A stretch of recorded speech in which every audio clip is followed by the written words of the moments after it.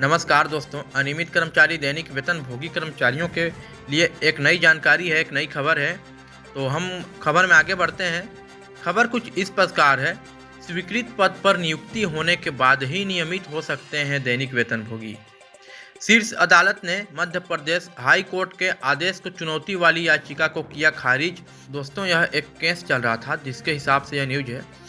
नई Delhi supreme court ने कहा, दैनिक वेतन भोगी को तब तक नियमित नहीं किया जा सकता जब तक सक्षम अधिकारी स्वीकृत पद के बदले नियुक्ति नहीं कर देता।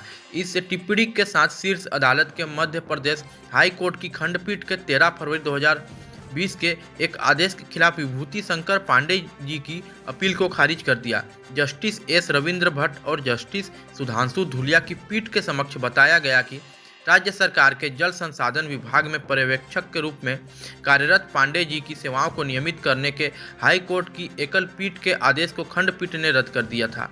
अपीलकर्ता ने दावा किया था कि वह 1980 में राज्य जल संसाधन विभाग की एक परियोजना के तहत दैनिक दर के आधार पर पर्यवेक्षक के रूप में कार्यरत था।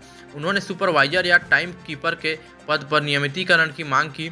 उक्त पद के लिए न्यूनतम योग्यता गणित के साथ मैट्रिक पास थी। कोर्ट ने नोट किया कि यह योग्यता अपीलकर्ता के पास नहीं थी।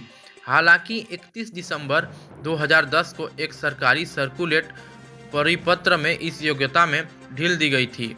अपीलकर्ता ने अपने नियमितीकरण की मांग की क्योंकि वह पद के लिए योग्य था और लंबे समय से दैनिक वेतन के आधार पर काम कर रहा था। पीठ ने नोट किया कि नियमितीकरण के लिए अपीलकर्ता का दावा इस कारण से खारिज कर दिया गया था कि भले ही गणित के साथ मैट्रिक की न्यूनतम योग्यता उसके नियमितीकरण के लिए आड़े नहीं आएगी, लेकिन तथ्य यह है कि अपीलकर्ता को कभी भी किसी पद के बदले नियुक्त नहीं किया गया था।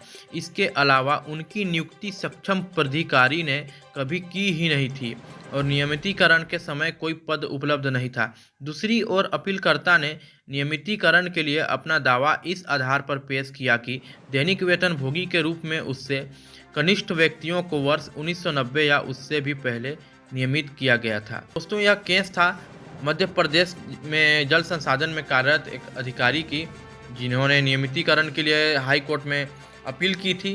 तो उनकी नियमितीकरण की अपील खारिज कर दी गई है और बाकी आप सबको यह न्यूज़ पता है। तो अगर आप लोगों को यह वीडियो अच्छी लगी हो और ऐसे ही आपको अनियमित संविदा, दैनिक वेतन भोगी, ठेका प्रथा, ठेकादर, कलेक्टर दर, इन सब की न्यूज़ चाहिए तो आप हमारे चैनल को सब्सक्राइब कर सकते हैं। और बाकी आप सबका वीडियो देखने के लिए बहुत बहुत धन्यवाद।